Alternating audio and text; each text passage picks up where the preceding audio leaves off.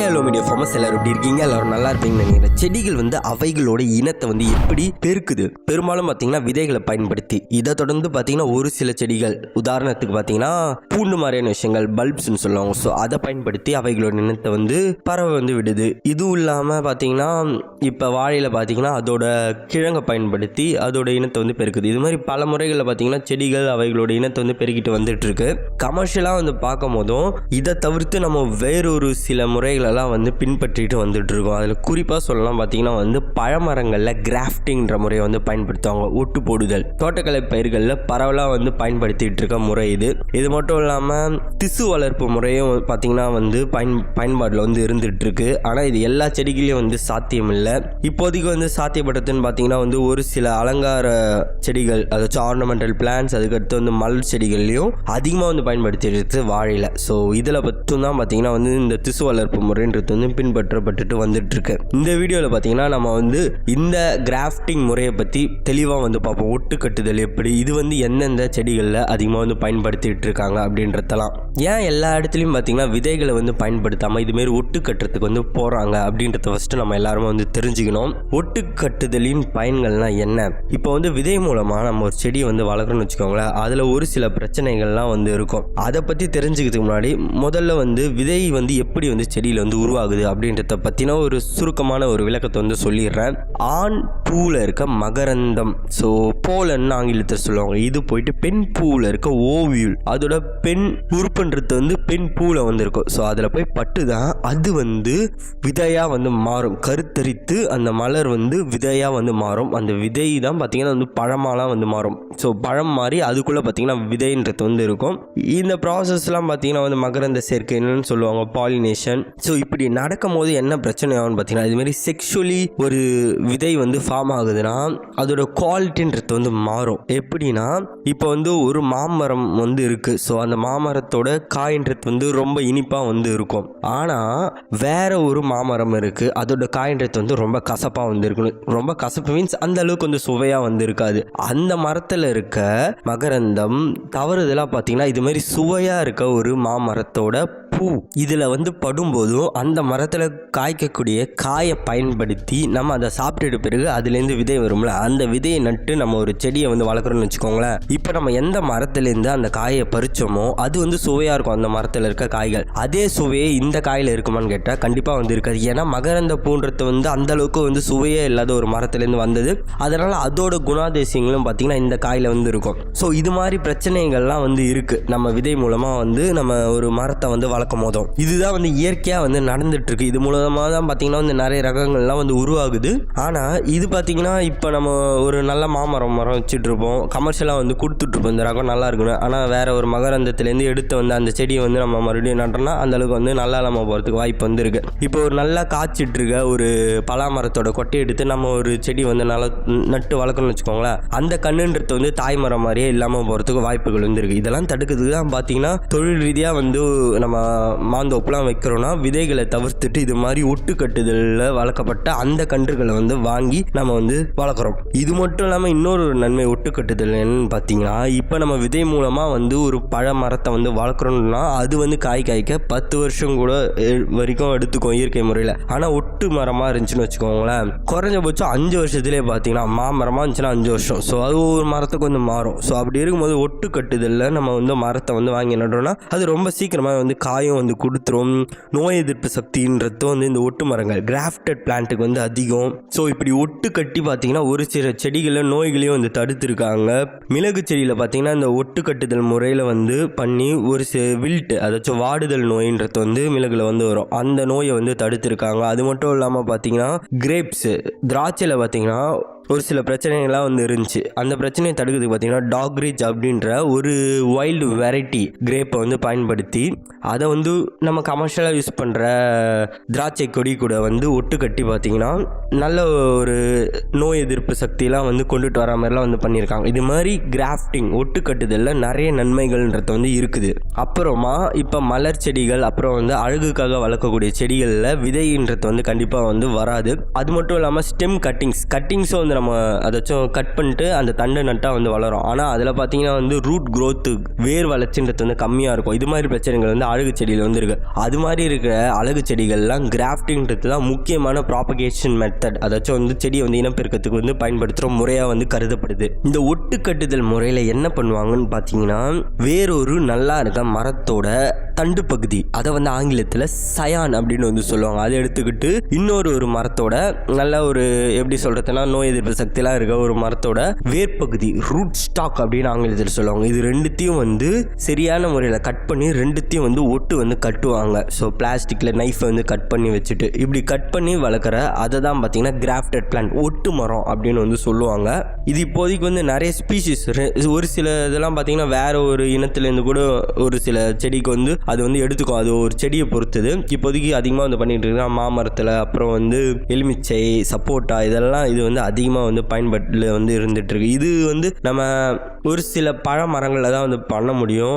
Dicot பிளான்ட்னு வாங்க, அதுங்களில் மட்டும்தான் வந்து பண்ண முடியும். நம்ம வந்து மோனோகாட்டாக இருக்குன்னு வச்சுக்கோங்களேன், அவைகளில் இது வந்து செட் ஆகாது. இப்போ பாக்கு மரம், அதுக்கடுத்து தென்னை மரம், இதெல்லாம் பார்த்தீங்கன்னா இதுமாரி ஒட்டு கட்டுறது வந்து நம்மளால் வந்து பண்ண முடியாது. பூக்கள்லாம் வந்து இதெல்லாம் வந்து ரொம்ப டெக்னிக்கலாக வந்து போத்தவில்லை. ஸோ இப்போதைக்கு பார்த்தீங்கன்னா வந்து பழமரங்களில் பெரும்பாலும் எல்லாத்துலேயும் வந்து பண்ணலாம். தென்னை மரத்துலையும் பாக்கு மரம் மாதிரியான மரங்களில் இது வந்து பண்ண முடியாது. ஸோ இப்படி ஒட்டு கட்டி வர மரங்கள் பொதுவாகவே பார்த்தீங்கன்னா வந்து குட்டையாக தான் வந்து இருக்கும், டார்ஃபாக இருக்கும். அதுக்கடுத்து நல்லா படர்ந்து வந்து வளரும். இது மூலமாக நம்மளுக்கு என்ன நன்மைன்னு பார்த்தீங்கன்னா வந்து கவாத்து வாங்குறதுக்கு ரொம்ப எளிமையாக வந்துருக்கும். அது மட்டும் இல்லாமல் குட்டையாக இருக்க காரணத்தினால அறுவடை செய்கிறதுக்கும் வந்து ரொம்ப ஈஸியாக வந்துருக்கும். இவ்வளோ நன்மைகள் இருந்தாலும் இதில் வந்து பிரச்சனைகளே இல்லையா அப்படின்னு கேட்டிங்கன்னா இருக்குது கண்டிப்பாக. ஒரு சில நேரத்தில் பார்த்தீங்கன்னா வந்து அந்த கிராஃப்டட் பிளான்ட்ன்றது வந்து சக்ஸஸ்ஃபுல்லாக வந்து இருக்காது. இப்போ ஒட்டு கட்டுறோன்னா அது சில நேரத்தில் வந்து உடஞ்சி போகிறதுக்கான வாய்ப்புகள் வந்து இருக்குது. அந்தளவுக்கு வந்து திக்காக வந்து வராமல் அதோட தண்டுகள்ன்றது வந்து வீக்காக வந்து இருக்கும். அந்தளவுக்கு வந்து ஸ்ட்ராங்காக இல்லாமல் ரெண்டு செடியோட தண்டுகளும் வந்து ஒத்து போகலனா அதுவும் வந்து ஃபெயிலியர் ஆகிடும். இதே நேரத்தில் பார்த்தீங்கன்னா நோய் மற்றும் பூச்சி தாக்குதல்லாம் வந்து வைரஸ் டிசீஸ்லாம் இருக்குன்னா அதெல்லாம் வந்து இப்படி ஒட்டு கட்டுறதில்ல. நம்ம சப்போஸ் தெரியாதனமா ஏதாவது நோய் தாக்கப்பட்ட தண்டு எடுத்து வந்து ஒட்டு கட்டிட்டுனா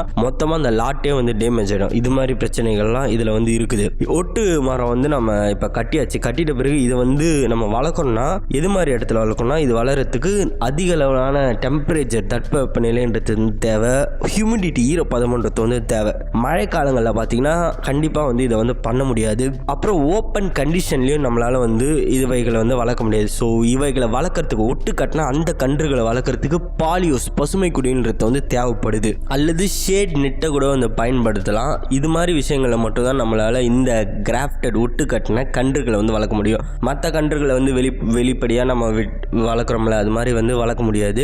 இந்த பாலியோஸ், பசுமை குடிகளை பற்றி நிறைய வீடியோஸ் சேனலில் இருக்குது, செக் பண்ணி பாருங்கள். இருந்தாலும் வந்து இப்போதைக்கு இந்த ஒட்டு ரகங்களை வளர்க்கறதுக்கான அந்த பாலியோஸோட பேசிக்கான ஒரு சில விஷயங்களை வந்து சொல்லிடுறேன். என்னென்னலாம் பார்த்தீங்கன்னா இதில் வந்து 3 வகைகள் வந்து இருக்குது. ஒன்று வந்து high cost, medium cost, low cost. High காஸ்ட்னா என்னென்னு பார்த்தீங்கன்னா அதிகமாக கொஞ்சம் பொருட்செலவெல்லாம் வந்து பண்ணி ப்ராப்பரான முறையில் வந்து பண்ணுறது. இது பார்த்தீங்கன்னா வந்து மலர் செடிகளில் இப்போ கிராஃப்டிங் வந்து பண்ணுறோன்னா அதில் தான் வந்து பயன்படுத்துவாங்க. ஏன்னா மலர் செடிகள்ன்றது வந்து ரொம்ப ரொம்ப சென்சிட்டிவாக இருக்கும். அதனால் அதுக்கு வந்து கரெக்டாக மெயின்டைன் வந்து நம்ம எல்லாத்தையும் வந்து பண்ணணும். இது வந்து ரொம்ப அட்வான்ஸ்டாக போகும். இதில் பார்த்தீங்கன்னா வந்து ஆட்டோமேட்டட் வென்டிலேஷன் சிஸ்டம்லாம் வந்துருக்கு.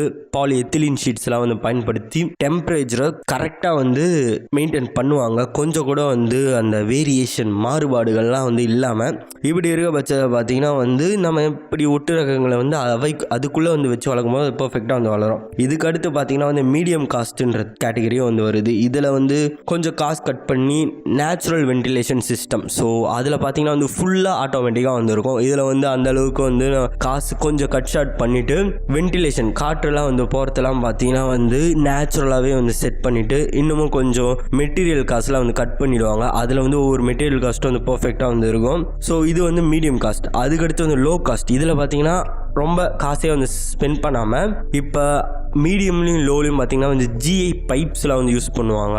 அதுக்கு பதிலாக இந்த லோ காஸ்ட்டில் பார்த்தீங்கன்னா வந்து பேம்பூ போல்ஸ், மூங்கில் கட்டையை வந்து பயன்படுத்துவாங்க. இதில் இருக்க ஒரு பிரச்சனை என்னென்னா, இந்த மூங்கில் கட்டையை பயன்படுத்தி நம்ம செய்கிறோன்னா நம்ம ஒரு குறிப்பிட்ட வருடங்களுக்கு அப்புறம் மறுபடியும் அந்த கட்டைகளை வந்து மாற்றுற மாதிரி இருக்கும். இதுவே ஹை காஸ்ட்டுன்னு பார்த்தீங்கன்னா எல்லாமே வந்து மெட்டல்ஸ் அப்படி பயன்படுத்துறதுனால அவைகளை நம்ம ரொம்ப நாள் அதோட லைஃப் ஸ்பேன் காஸ்ட்ன்றது அதிகமாக இருக்கும். இது கூட வந்து கம்பேர் பண்ணும்போது உங்களோட பட்ஜெட்டுக்கு வந்து எது தேவைப்படுதோ அதுக்கேற்ற மாதிரி நீங்கள் பண்ணிக்கலாம். ஸோ இது பார்த்தீங்கன்னா வந்து இப்போதைக்கு இப்போ ப்ரொடக்ஷனாக வந்து பண்ணுறாங்கன்னா அதுக்கான பாலியோஸ் பசுமை குடிலோட விலைன்றது வந்து அதிகம். ஸோ அதை பற்றி நம்ம ரொம்ப டீட்டெயிலாக வந்து இந்த வீடியோவில் வந்து பார்க்க வேணால் தனியாக வந்து வீடியோஸ் வந்து போட்டிருக்கேன், அதை வேணால் செக் பண்ணி பாருங்கள். ஐ கார்டில் கொடுக்குறேன். இந்த பாலியோஸ் பற்றி தனியாகவே நிறைய இன்ஃபர்மேஷன் வந்து இருக்குது. இதை தொடர்ந்து பார்த்தீங்கன்னா வந்து இப்போ ஷேட் ஹவுஸு, இந்த ஷேட் ஹவுஸுன்றது என்னென்னா இந்த நம்ம கிராஃப்ட் பண்ணிட்டோம்ல, அந்த கிராஃப்ட் பண்ணிவிட்டு அந்த செடிகளை வந்து நம்ம ஹார்டனிங் பேசிக்காக வந்து பண்ணுறோம். பாலியோஸில் வச்சா நல்லா வந்து அவை வந்து வளரும். இதுமாதிரி ஷேட் ஹவுஸில் இன்னமும் காசு கட் பண்ணோம் அப்படின்னு நினைக்கிறவங்க ஷேட் ஹவுஸை வந்து பயன்படுத்தலாம். ஷேட் ஹவுஸ் பார்த்தீங்கன்னா வந்து இதுமாதிரி ஜிஐ பைப்ஸில் வந்து பண்ணலாம். உங்களுடைய இன்வெஸ்டிங் கெப்பாசிட்டி எந்த அளவுக்கு வந்து உங்களால் காசு வந்து போட முடியுமோ அந்த அளவுக்கு பார்த்தீங்கன்னா நீங்கள் எதை வேணால் வந்து சூஸ் பண்ணிக்கலாம். ஸோ இதில் பார்த்தீங்கன்னா வந்து நிறைய மெத்தடாலஜிஸும் வந்து இருக்குது. ஜிஐ பைப்ஸை வந்து ஃபஸ்ட்டு எடுத்துக்கிட்டு அதை பார்த்தீங்கன்னா ஷேட் நெட்டை பயன்படுத்தி, ஷேட் நெட்டுன்றது பொதுவாக வந்து பச்சை நிறத்தில் இருக்கும். ஸோ இந்த ஷேட் நெட்டை பயன்படுத்தி இதை வந்து கன்ஸ்ட்ரக்ட் பண்ணுவாங்க. அப்படி கன்ஸ்ட்ரக்ட் பண்ணும் போதும் இந்த ஜிஐ பைப்ஸ் இடையில பார்த்தீங்கன்னா அது இன்னமும் ஸ்ட்ராங்காக இருக்குன்னு சொல்லிட்டு ட்ரிப் இரிகேஷன் பைப்ஸை இப்போ வீடியோவில் பார்த்தீங்கன்னா ட்ரிப் இரிகேஷன் பைப்ஸை வச்சு அவங்க வந்து சப்போர்ட் வந்து பண்ணியிருக்காங்க. இந்த ஷேட் நெட்டை பார்த்தீங்கன்னா வந்து மண்ணில் வந்து புதைச்சம் வந்து விடுறாங்க. இன்னமும் இது மாதிரி விண்டு, ஸோ பாலியோஸ்லாம் பார்த்தீங்கன்னா விண்டு அதிகமாக வந்து 150 கிலோமீட்டருக்கு மேலே காற்று அடிக்கிற இடத்துல நம்ம பண்ண முடியாது. ஸோ இருந்தாலும் இன்னும் ப்ரொடெக்ஷனுக்கு பார்த்தீங்கன்னா இதுமாதிரி மண்ணில் வந்து பரியும் பண்ணி வச்சுருக்காங்க. இப்படி பண்ணுறது பார்த்தீங்கன்னா குறைஞ்சபட்சமாக 5 to 6 years வரைக்கும் இவைகளோட லைஃப் ஸ்பேனுன்றது வந்து இருக்க செய்யுது. ஒட்டு ரக கன்றுகளை வந்து நம்ம இப்போ நர்சரி மூலமாக அமைக்கிறோன்னா அந்த இடத்துல பார்த்தீங்கன்னா இந்த பாலியோஸும் ஷேட் நெட்டும் பார்த்தீங்கன்னா கண்டிப்பாக வந்து தேவைப்படுது இந்த கன்றுகளை வந்து வளர்க்குறதுக்கு. சரி, இந்த ஒட்டுக்கட்டுதல் இருக்க நுணுக்கங்கள்லாம் என்னென்னு பார்ப்போம். முதல்ல ஒட்டுக்கட்டுதல் வந்து எப்படி பண்ணுவாங்க அப்படின்றத பார்ப்போம். இந்த ஒட்டு ரகம் வந்து நம்ம உருவாக்கணும்னா 2 விஷயங்கள் வந்து நம்மளுக்கு வந்து தெரிஞ்சிருக்கணும். ரூட் ஸ்டாக்னா என்ன, சயானா என்ன. ரூட் ஸ்டாக்னா என்னன்னு பார்த்தீங்கன்னா நம்ம ஒட்டு கட்டுறோம்ல, ஒட்டு கட்டத்தில் வேர் பகுதி இருக்க செடியை வந்து ரூட் ஸ்டாக் அப்படின்னு வந்து சொல்லுவாங்க. சயான்னு பார்த்தீங்கன்னா வந்து தண்டு பகுதியை வந்து சயான்னு வந்து சொல்லுவாங்க. இந்த ரூட் ஸ்டாக்ன்றது பொதுவாக எவைகளாக இருக்குன்னு பார்த்தீங்கன்னா வைல்டு வெரைட்டிஸாக தான் வந்துருக்கும். வைல்டு வெரைட்டிஸ் மீன்ஸ் அந்தளவுக்கு ப்ராப்பராக வந்து மெயின்டைன் பண்ணாமல் மானாவையாக வாழ்ந்துட்டு இருக்க ஒரு சில செடிகள். இப்போ மாமரத்தில் ஒரு சிலது வந்து இயற்கையாகவே வந்துருக்கும். ஸோ அந்த இயற்கையாக இருக்க அந்த செடிகளை பார்த்தீங்கன்னா நோய் எதிர்ப்பு சக்தி இதெல்லாம் வந்து அதிகமாக இருக்கும். இது மாதிரி இருக்க செடிகளை வந்து நம்ம தேர்ந்தெடுத்து அவைகளோட அடித்தண்டை வந்து நம்ம வந்து எடுத்துக்கணும். ஸோ இது வந்து ரூட் ஸ்டாக். சயான்னு பார்த்தீங்கன்னா நம்மளுக்கு வந்து எந்த செடியை வந்து நம்ம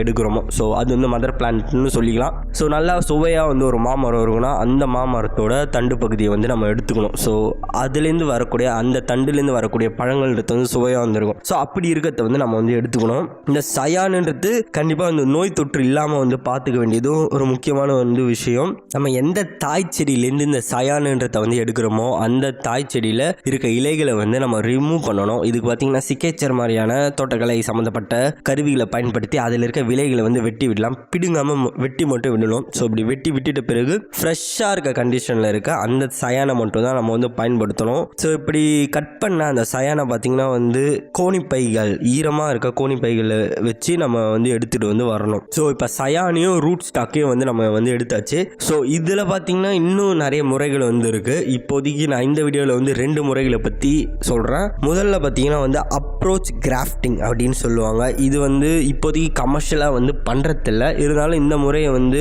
யாராச்சும் அவங்களே வந்து ட்ரை பண்ணோம் அப்படின்னு நினச்சாங்கன்னா ட்ரை பண்ணி வந்து பார்க்கலாம். ஸோ கமர்ஷியலாக வந்து ஒரு கிராஃப்டட் ஒட்டு ரகம் விற்கிற ஒரு நர்சரிக்கெலாம் இது வந்து ஷூட் ஆகிறதில்ல. இப்போ இது இப்போதைக்கு வந்து எந்தெந்த மரங்களில் சக்ஸஸ்ஃபுல்லாக இருக்குன்னு பார்த்தீங்கன்னா வந்து ஒன்று வந்து மாமரம், இன்னொன்று வந்து சப்போட்டா. இந்த அப்ரோச் கிராஃப்டிங்கை பற்றி பார்க்கறதுக்கு முன்னாடி இந்த கிராஃப்டிங்கிறது வந்து எப்படி வந்து செயல்படுது அப்படின்றத பற்றி பார்ப்போம். இந்த ஒட்டு ரகத்தில் என்ன நடக்கும்னா 2 செடிகளை வந்து நம்ம வந்து கொண்டுட்டு வரோம்ல, இப்படி 2 செடிகளை வந்து சரியான முறையில் வந்து நம்ம வெட்டிட்டு அது 2த்தையும் வந்து சேர்க்கும் போதும் இந்த 2 செடிகளில் இருக்க அந்த திசுக்கள் பார்த்தீங்கன்னா ஒன்றா வந்து சேர்ந்து ஒரே செடியாக வந்து மாறுது. இதுதான் பார்த்தீங்கன்னா ஒட்டுக்கட்டுதல்.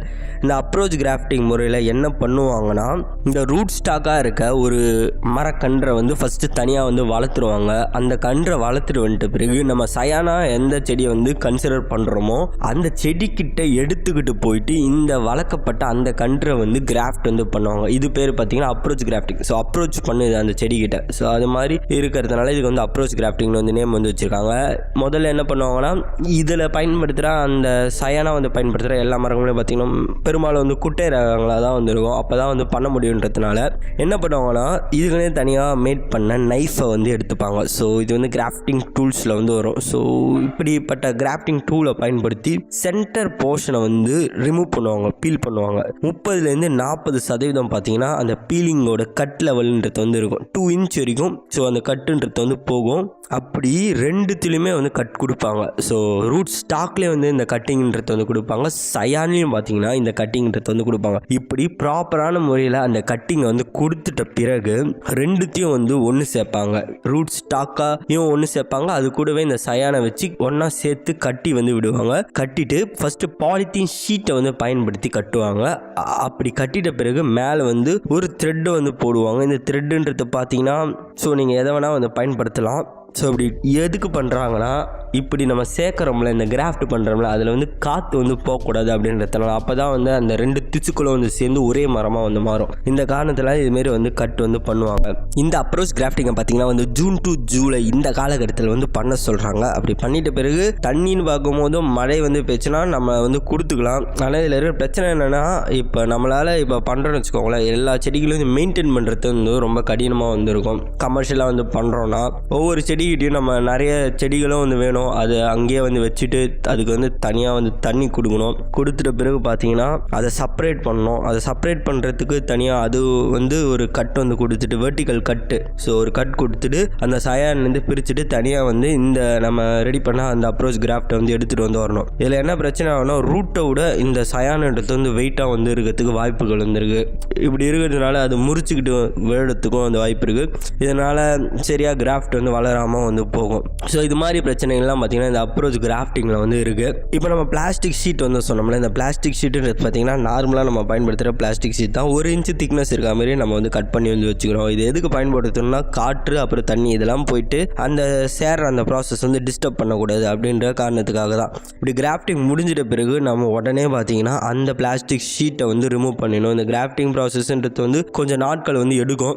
ஸோ அது ஒரு 2லேருந்து ஒரு செடியை பொறுத்து வந்து மாறும், 2லேருந்து 3 மாதம் கூட எடுக்கலாம். ஸோ அப்படி சேர்ந்துட்ட பிறகு பார்த்தீங்கன்னா நம்ம அந்த பிளாஸ்டிக் ஷீட்டை வந்து பொறுமையாக வந்து ரிமூவ் வந்து பண்ணிடணும். இது வந்து ஒரு முறை. இதை தொடர்ந்து பார்த்தீங்கன்னா ஸ்டோன் கிராஃப்டிங் அப்படின்ற இன்னொரு டெக்னிக்காக வந்துருக்கு. இது பார்த்தீங்கன்னா கமர்ஷியல் வந்து பண்ணப்பட்டு இருக்கு. இந்த அப்ரோச் கிராஃப்டிங்க்கும் ஸ்டோன் கிராஃப்டிங்க்கும் இருக்க வித்தியாசம் என்ன அப்படின்றத பற்றி பார்ப்போம். அப்ரோச் கிராஃப்டிங்கில் என்ன பண்ணுவோம், நம்ம தனியாக வந்து ரூட் ஸ்டாக்கை வந்து வளர்த்துட்டு மரத்துக்கிட்ட எடுத்துகிட்டு போய் ஒட்டு கட்டுவோம். ஒட்டு கட்டிட்டு அந்த ஒட்டுன்றது வந்து சேர்ந்துட்ட பிறகு மரத்துலேருந்து அந்த கிராஃப்டை பிரித்து எடுத்துகிட்டு போயிட்டு வந்து பாலிஹவுஸ்லேருந்து வைப்போம். ஆனால் இதில் பார்த்தீங்கன்னா வந்து ரூட் ஸ்டாக்கு சயான் ரெண்டுத்துமே வந்து தனியாக வந்து வளர்ப்பாங்க. ஸ்டோன் கிராஃப்டிங்கில் கன்றுகள், ஸோ தனியாக பார்த்தீங்கன்னா ரூட் ஸ்டாக்கே வந்து வளர்ப்பாங்க.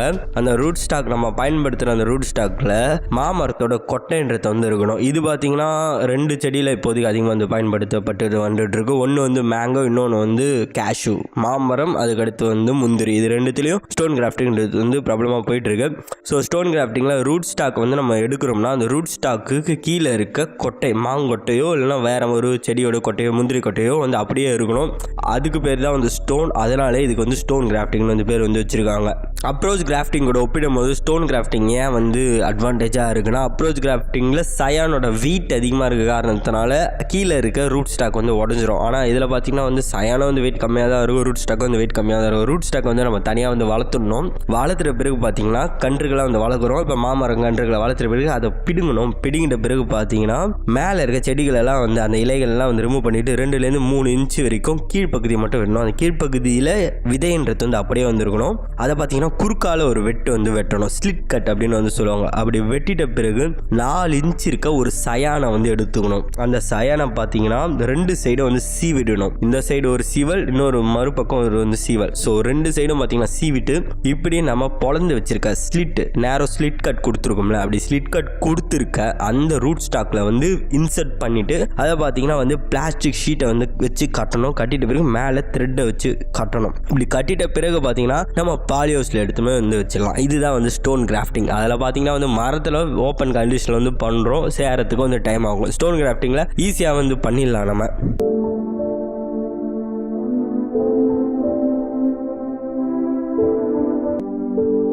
2லேருந்து 3 வாரத்துக்குள்ளே பார்த்தீங்கன்னா நம்மளுக்கு வந்து சக்ஸஸோட ரேட்டுன்றது வந்து தெரிய ஆரம்பிக்கும், இலைகள் வந்து வளர ஆரம்பிக்கும். இந்த ப்ராசஸ் அப்போ தப்பி தவறி பார்த்தீங்கன்னா அந்த கீழே இருக்க அந்த விதைன்றது வந்து விழுந்துடக்கூடாது, வேர் மட்டும் வந்து இருக்கக்கூடாது. இதனால அந்த விதையில தான் பார்த்தீங்கன்னா இந்த ரூட் ஸ்டாக்குக்கு தேவையான ஊட்டச்சத்துக்கள்லாம் வந்து இருக்குது. அந்த விதை விழுந்துடுச்சுன்னா கண்டிப்பாக வந்து சயானா அதால் வந்து வளர்க்க முடியாது. அந்த காரணத்தினால இது நடக்கும்போது பார்த்தீங்கன்னா அந்த விதை வந்து உதிராமல் பார்த்துக்க வேண்டியதும் நம்மளோட கடமை. இதில் பார்த்தீங்கன்னா வந்து ஓப்பன் கண்டிஷனில் சக்ஸஸ் ரேட்டுன்றது வந்து கம்மி. இப்படி செஞ்சிட பிறகு நீங்கள் வெளியில் வந்து வச்சிங்கன்னு வச்சுக்கோங்களேன், கண்டிப்பாக வந்து இறந்து போயிடும்.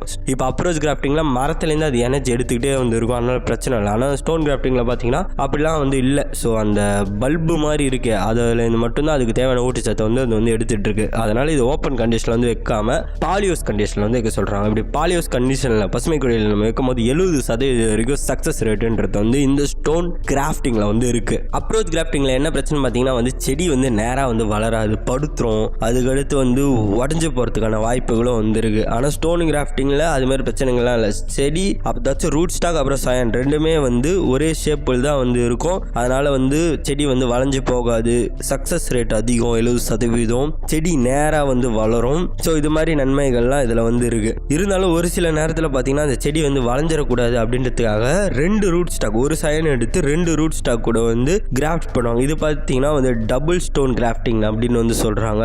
ஸோ இது இந்த முறையில் வந்து பண்ணும் போதும் சிங்கிள் சயானை வந்து 2 ரூட் ஸ்டாக் கூட நம்ம வச்சுட்டு அதை நடவு செய்யும் போதும் அதை வந்து பாலி பேக்கில் போட்டு நம்ம வந்து பாலியூஸில் வைக்கும் போதும் 2 டேப் ரூட் சிஸ்டம் வந்து வரும். ஸோ வேறுன்றது வந்து நல்லா பிடிக்கும். ஸோ இதுவும் வந்து ப்ராக்டிஸ் வந்து பட்டுட்டு வந்துட்டு இருக்கு. சாஃப்ட் வுட் கிராஃப்டிங் இது பார்த்தீங்கன்னா வந்து ரொம்ப பிரபலமாக இப்போதைக்கு வந்து பயன்படுத்தப்பட்டுட்டு வந்துட்டு இருக்கு பல மரங்களில். இப்போ இந்த வீடியோ ரெக்கார்ட் பண்ணும் போதும் சரி, இதுக்கு முன்னாடியும் கொஞ்சம் காலங்களாக இது எந்தெந்த பழமர வகைகளில் வந்து பயன்படுத்தப்படுதுன்னு பார்த்தீங்கன்னா வந்து மாம்பழம், சப்போட்டா, பலாமரம், இது மாதிரியே பார்த்தீங்கன்னா பல மரங்களில் வந்து பயன்படுத்தப்பட்டுட்டு வந்துட்டு இருக்கு. இந்த சாஃப்ட்வுட் கிராஃப்டிங் முறையை பற்றி நான் இப்போ விளக்குறேன்.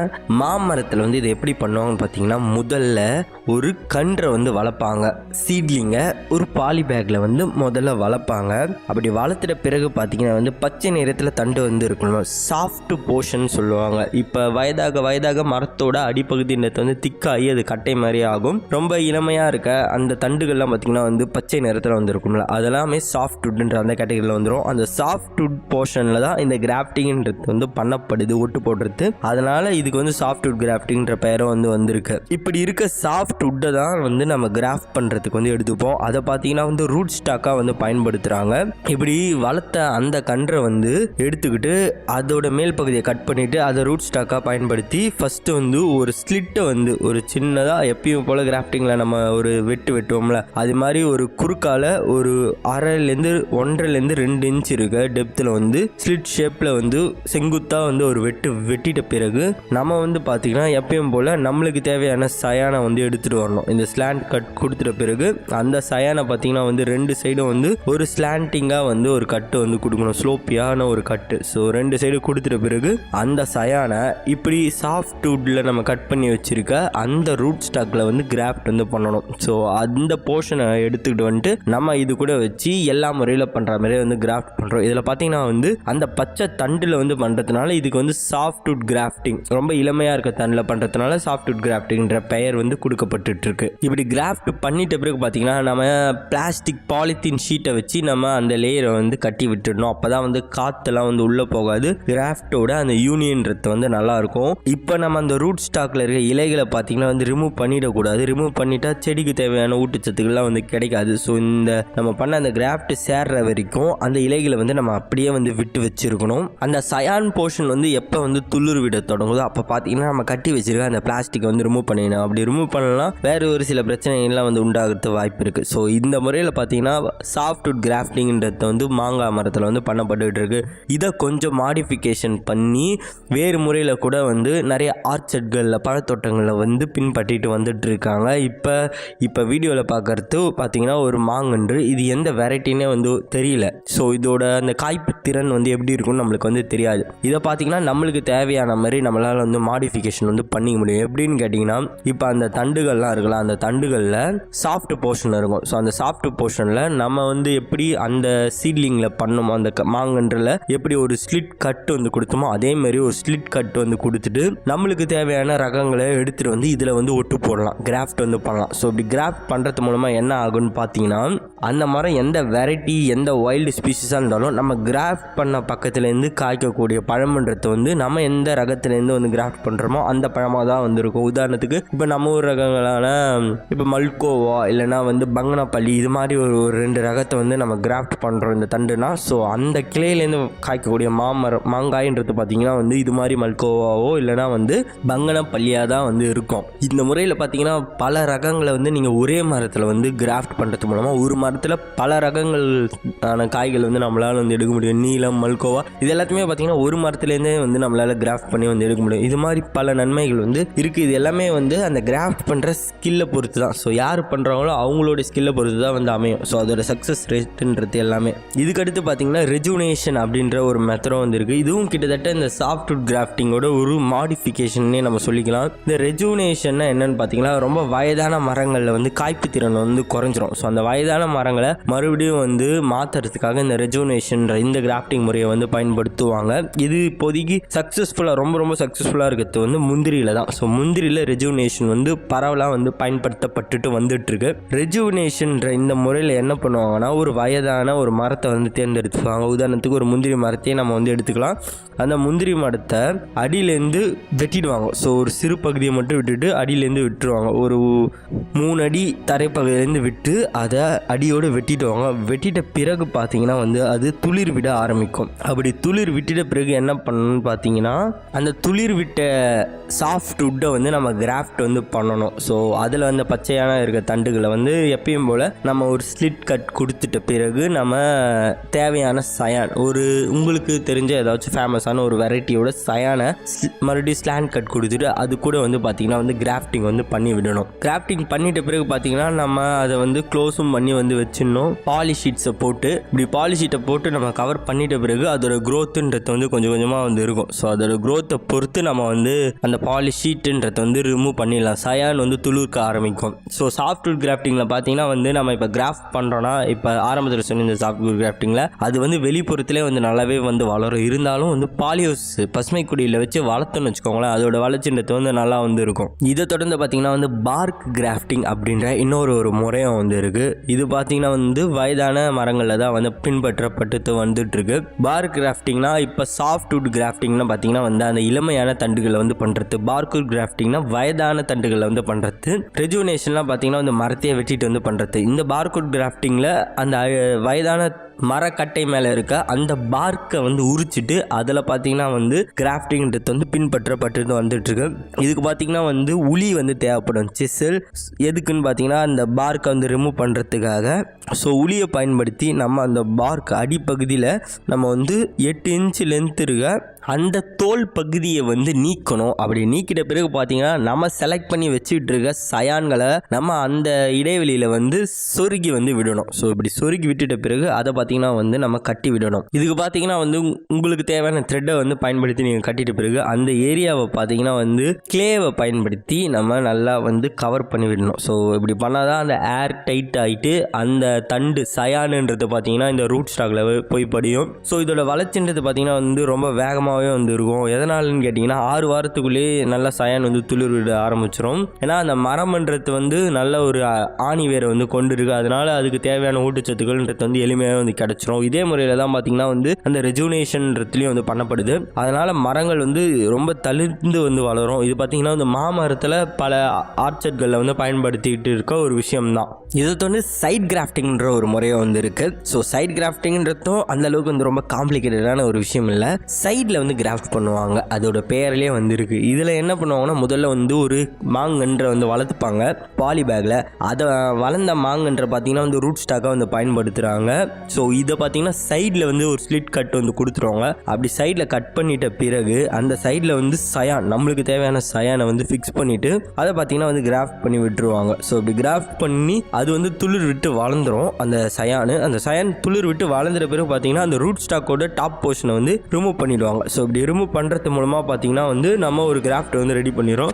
சைடில் பண்ணுற காரணத்தினால பார்த்தீங்கன்னா வந்து இதுக்கு சைட் கிராஃப்டிங்கிற பெயரும் வந்து இருக்குது. கொய்யா, அப்புறமா வந்து மாதுளை, செம்பருத்தி, எக்ஸோரா இது மாதிரி இருக்க செடிகளில் பார்த்தீங்கன்னா அதோட தண்டுகளில் இயற்கை முறையிலே மண் மேலே அந்த தண்டுகள் பட்டுச்சுன்னா வேர் வளர்ச்சின்றது வந்து அதிகமாக இருக்கும். ஸோ இதை வந்து அட்வான்டேஜாக வந்து பயன்படுத்திக்கிட்டு ஏர் லேயர் லேயரிங்ன்ற ஒரு முறையை வந்து கண்டுபிடிச்சிருக்காங்க. இந்த தண்டுகள் வந்து நம்ம நேரடியாக வந்து உடச்சிட்டு எடுத்துமே மண்ணில் வச்சாலே வேர் வளர்ச்சின்றது வந்து இருக்கும். ஆனால் அதில் என்ன பிரச்சனைன்னு பார்த்தீங்கன்னா வந்து அது எந்த அளவுக்கு வந்து வளருன்றது வந்து நம்மளுக்கு வந்து தெரியாது. ஸோ ஆரம்ப காலத்தில் பார்த்தீங்கன்னா வந்து அந்த தண்டுகளை வந்து வளைத்து அதை மண்ணில் வந்து பதிய வச்சு அப்புறமா வந்து அதை கட் பண்ணி எடுத்துகிட்டு போகிற முறைகள்லாம் வந்துருச்சு. இது பேர் தான் வந்து லேயரிங் அப்படின்னு வந்து சொல்லுவாங்க. ஆனால் பார்த்தீங்கன்னா இந்த முறையில் ஒரு சில பிரச்சனைகள்லாம் வந்து இருக்குது. எந்த தண்டில் வேர் வளர்ச்சி நல்லா இருக்கும் அப்படின்றதெல்லாம் வந்து நம்மளால் வந்து கண்டுபிடிக்கிறதுக்கு கடினமாக வந்திருக்கும். அந்த காரணத்தினால புதுசாக வந்து ஒரு முறையை வந்து கொண்டுட்டு வந்திருக்காங்க. அதுதான் வந்து ஏர் லேயரிங். இந்த ஏர் லேயரிங் முறையில் என்ன பண்ணணும் பார்த்தீங்கன்னா வந்து நம்ம எந்த உயரம், இப்போ செடியை வந்து எந்த உயரத்தில் இருந்தாலும் நம்ம போயிட்டு வந்து லேயரிங் பண்ணி அந்த தண்டை வந்து வெட்டிட்டு வந்து நம்மளால் ஒரு கன்றாக வந்து உருவாக்க முடியும். ஆனால் நான் இப்போ ஆரம்பத்தில் சொல்லியிருந்தேன் அந்த முறையில் பார்த்தீங்கன்னா அப்படி பண்ண முடியாது. குட்டையாக இருக்க கன்றுகளை மட்டும்தான் லேயரிங்கிறது வந்து பண்ண முடியும். இந்த முறையில் பார்த்தீங்கன்னா முதல்ல வந்து ஒரு தண்டை வந்து செலக்ட் பண்ணிப்பாங்க. அந்த தண்டை பார்த்தீங்கன்னா வந்து அதோட மேல் பகுதியை வந்து ரிமூவ் பண்ணுவாங்க. அந்த பார்க் போர்ஷனை ரிமூவ் பண்ணிவிட்டு அதில் க்ரீன் கலரில் எதுவுமே அந்த க்ரீனி ஸ்கிராப்பி மெட்டீரியல், ஸோ பச்சை கலரில் இருக்கும். ஸோ அந்த தண்டை வந்து நம்ம பீல் பண்ணும்போது உரிக்கும் போதும் அந்த பச்சை கலர் லேயரே இல்லாமல் சுத்தமாக வந்து ரிமூவ் பண்ணிடுவாங்க. அப்படி அந்த பச்சை கலரில் இருக்க அந்த லேயரே இல்லாமல் நம்ம ரிமூவ் பண்ணால் மட்டும்தான் பார்த்தீங்கன்னா அது மறுபடியும் வந்து கூடி போகாது. இப்படி பண்ணிட்ட பிறகு IBA அப்படின்ற ஒரு பிளான்ட் ஹார்மோனை 500 ppm பயன்படுத்தி அந்த இடத்த வந்து ட்ரீட் பண்ணுவாங்க. இந்த IBA என்னன்னா பார்த்தீங்கன்னா இண்டோல் பியூட்டாரிக் ஆசிட். இது வந்து ஒரு IAAன்ற ஹார்மோன் கேட்டகரியிலேருந்து வரும். இதோட வேலை என்னன்னு பார்த்தீங்கன்னா அந்த பகுதியில் வந்து வேர் வளர்ச்சி வந்து ஊக்குவிக்கிறது தான். ஸோ வேர் வளர்ச்சி வந்து இது வந்து ஊக்குவிக்கும். இன்னமும் இதில் நேச்சுரலாகவே அந்த டெண்டன்சி இருக்கும் இந்த மரங்களில்.